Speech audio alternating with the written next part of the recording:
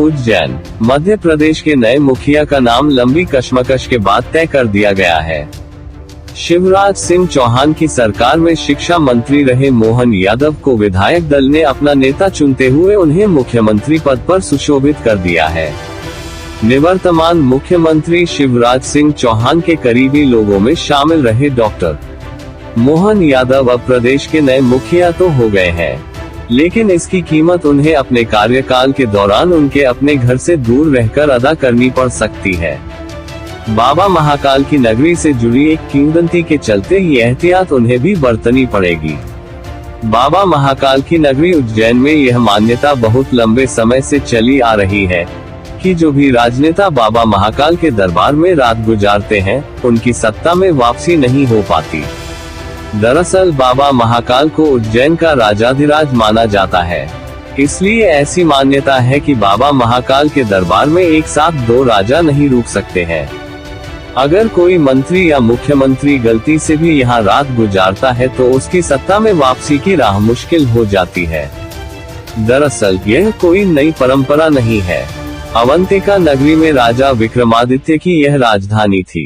राजा भोज के समय से ही उज्जैन में कोई रात में नहीं रुकता था। इस मंदिर का निर्माण 1736 में हुआ है। परंपरा का पालन लोग उसी समय से करते आ रहे हैं। जब राजा विक्रम भी यहाँ के राजा थे तब उनका किला भी इस परिधि में ही था। लेकिन जब भी विक्रम न्याय करने जाते थे तब राजा की कुर्सी पर भगवान महाकाल विराजित होते थे, इसलिए वह न्याय कर पाते थे। उन्होंने यहाँ राज किया, इसलिए विक्रम राजा को इस परिधि में रहने की अनुमति मिली, इसलिए वो यहाँ के राजा कहलाते थे। बाकी कोई अन्य राजा रात रुकेंगे तो उन्हें दंड के रूप में परिणाम भुगतना पड़ता है। परंपरागत चली आ रही मिथक के अनुसार जो भी नेता या मंत्री बाबा महाकाल के दरबार में रात्रि विश्राम करते हैं, उनकी कुर्सी छिन जाती है। ऐसा कहा जाता है कि भारत के चौथे प्रधानमंत्री मोरारजी देसाई एक रात उज्जैन में रुके थे और दूसरे दिन ही उनकी सरकार गिर गई थी। वहीं कर्नाटक के मुख्यमंत्री येदियुरप्पा भी उज्जैन में रात्रि विश्राम किए थे, जिसके 20 दिन बाद उन्हें अपने पद से त्यागपत्र देना पड़ा था। नए मुख्यमंत्री बेटे के रूप रात्रि में रुक सकते हैं। उज्जैन महाकाल मंदिर के पुजारी महेश गुरु ने बताया, नए सीएम मोहन यादव उज्जैन के नगरी के ही पुत्र है। इस अवंतिका नगरी में ही उन्होंने जन्म लिया है। यहीं से उन्होंने अपने राजनीतिक जीवन की शुरुआत की है और उस सफर से वो आज मुख्यमंत्री के रूप में राजा बने हैं। मैं जनता हूँ, वो मंदिर की परंपरा को जानते हैं। निश्चित तौर पर जब वो राजा के स्वरूप में या सीएम के स्वरूप में यदि अवंतिका नगरी में आएंगे, बाबा को प्रणाम करेंगे, तो वो शायद ही यहाँ निवास करेंगे, क्योंकि वो परंपरा जानते हैं। उन्होंने यहाँ जन्म लिया है, वो महाकाल के सेवक भी है। यदि वो यहाँ इस नगरी में पुत्र के रूप में आते हैं, यानी राजा सीएम पद को छोड़कर यहाँ आएंगे, तो किसी प्रकार का निवेश नहीं माना जाएगा। यहाँ की मान्यता रही है कि कोई भी सीएम आज तक रात नहीं रुका है। पूरी मान्यता क्या है, क्या पुलिस के गाता है? सीएम ने राजा कोई भी एक राजा के राज्य में रहते नहीं, ऐसी मान्यता। और फिर यहाँ तो देवादिदेव देव महादेव स्वयं इस नगरी के राजा है, इसलिए भी यहाँ कोई राजा नगर में निवास नहीं करता है। ये प्रथा है।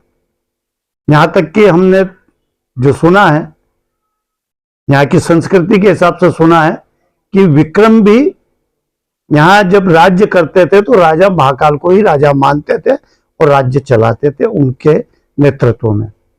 आज बड़ी सौभाग्य की बात है कि हमारी इस अवंतिका भूमि और नगरी का एक बेटा, जिसने यहाँ कबड्डी खेली होगी, गुल्ली डंडे खेले होंगे, आज वो इस प्रदेश का राजा बने हैं, मुख्यमंत्री बने हैं। मैं ये भी मानता हूं कि हमारे जो मुख्यमंत्री जी बने हैं, मोहन जी, बड़े ही संस्कृति के ज्ञाता हैं।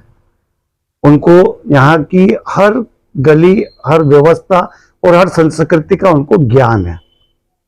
वो राजा हैं, राजा बने हैं, राजा का उनको मान आज भगवान महाकाल ने दिया है।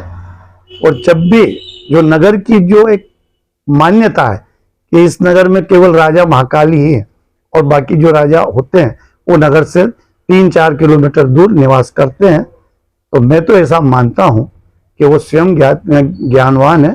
तो जब भी वो मुख्यमंत्री के नाते इस नगर में आएंगे तो निश्चित तौर पे उसका पालन होगा और वो यहाँ नगर से जहां भी निवास होता है 3-4 किलोमीटर दूर वहीं निवास करेंगे।